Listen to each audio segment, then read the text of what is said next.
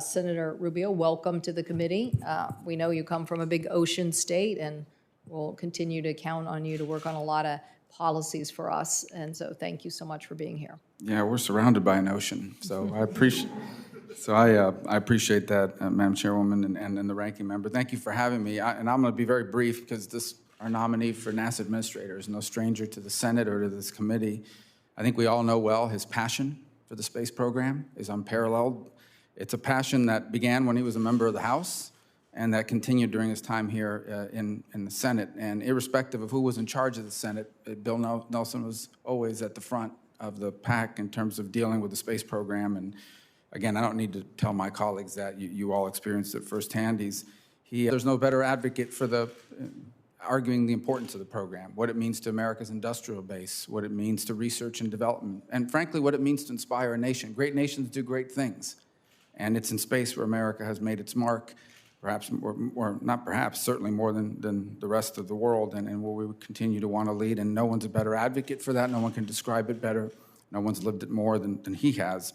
And then, of course, I think one of the most important things that we, oftentimes when we sit, and I sit on the other side of that dais in different committees, you get these nominees and you hear great things about them, but you don't really know them. Everybody here knows Senator Nelson. You know his character, you know his integrity, you served alongside him. So that is not a question that needs to be answered at all. And I think this is an inspired choice. I can't think of a better American alive to serve in this role. I'll close with this. I'm a big fan of professional football. And every year, the Professional Football Hall of Fame meets. And what happens is all 32 teams have usually the senior beat writer is the person who is in charge of voting on the Hall of Fame committee. And when the nominee as a coach or a player is someone who played in that market, that person's in charge of standing up and forwarding the nomination and make a presentation, usually a 5-minute video about the player's playing career. Every now and then, however, there is no such process. The person, and I recall one in particular, and that is Don Shula, the winningest coach in NFL history, the late Don Shula. And when he was presented to the Hall of Fame as a nominee a year or two after his retirement, the senior beat writer didn't have a video presentation, didn't have a 5-minute testimony. He simply stood up and said, "Ladies and gentlemen, Don Shula," and he sat down. So, ladies and gentlemen of this committee, Bill Nelson. Thank you. Thank you. Thank you. Thank you, Senator Rubio. We'll now turn to our former colleague. We're so pleased she can join us, ranking member of this committee, longstanding contributor to many, many policies for the Commerce Committee, Ambassador Hutchison.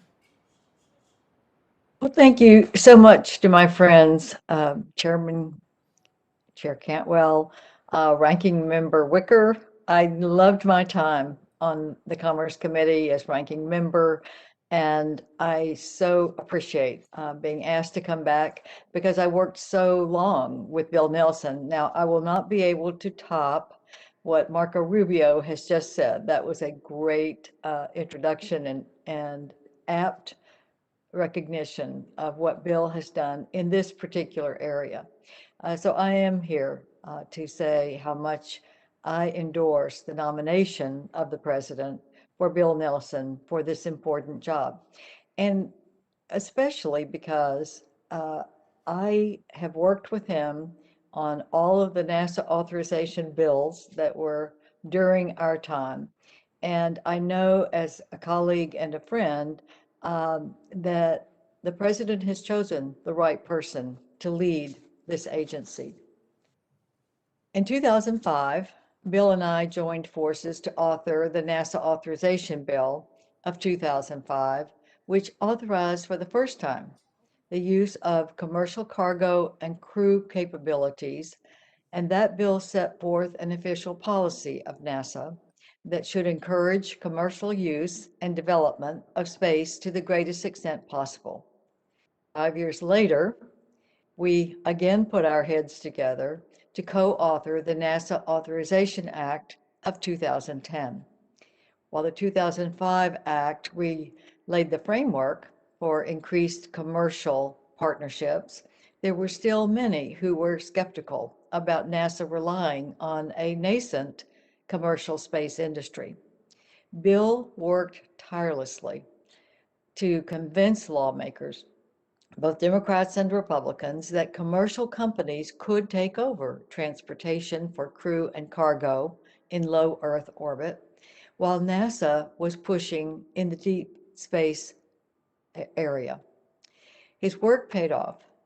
Bill and I united our colleagues in the Senate and House and gained support for the 2010 authorization bill, which invested in both commercial space program that we have today and also NASA's own deep space exploration capabilities, which we were pushing forward to do.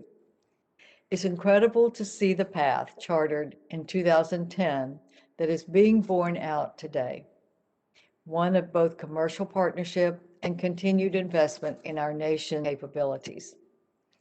Very soon, NASA and SpaceX Dragon capsule will take off from Kennedy Space Center.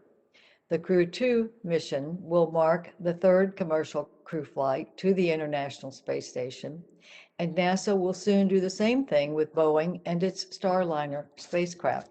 It was a competition that we set up for the commercial industry in that 2010 bill. Within the next year, NASA will launch the Space Launch System and Orion. These are also authorized in 2010 to eventually return U.S. astronauts to the moon under the Artemis program. But the challenges aren't in the rear view.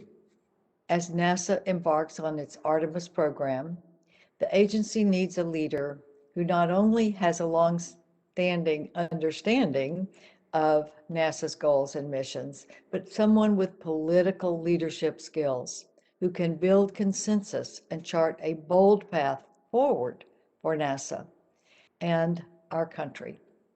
Bill has the unique experience of actually flying in space and an unsurpassed record of supporting and reforming the agency, keeping it vital through the bold policy priorities, including critical science, exploration, aviation, and technology missions. Bill is the leader that NASA needs now. I hope the committee will act expeditiously and favorably on his nomination to get our programs up and going and looking forward.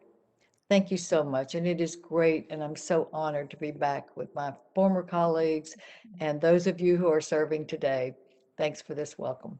Thank you. Thank you, Ambassador Hutchison. And again, I think it speaks very